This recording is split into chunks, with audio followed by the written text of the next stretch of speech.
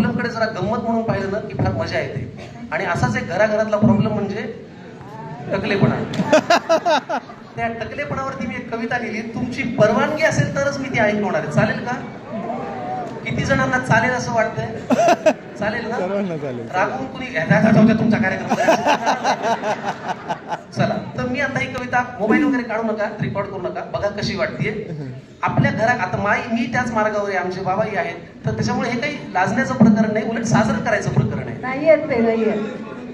आहेत तू त्यांना अजून जवळून पाहिलं नाही.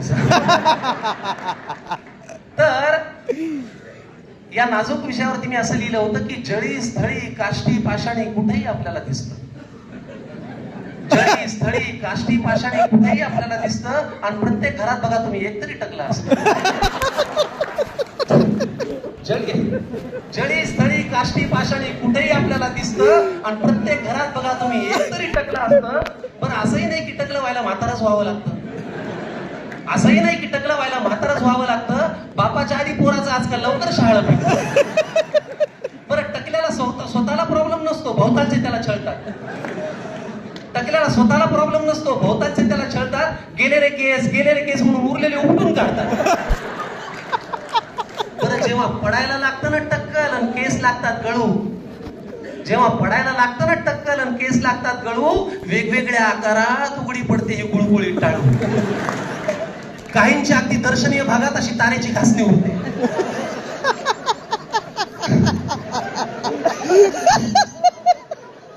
काहींच्या अगदी दर्शनीय भागात अशी तारेची घासणी उरते आणि तीच त्यांना आयुष्यभर भांग पाडायला होते.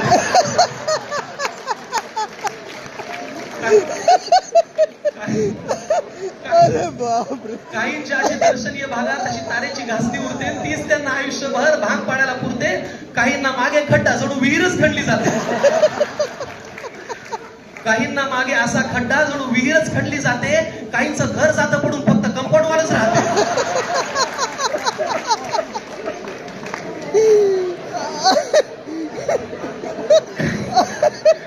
काहींना मागे खड्डा जणू विहीरच खणली जाते. काहींचं घर जातं पडून फक्त कंपाऊंडवरच राहते. काहींची टाळू तर अशी मऊ जणू बेसनाचा लाडू दिसावा.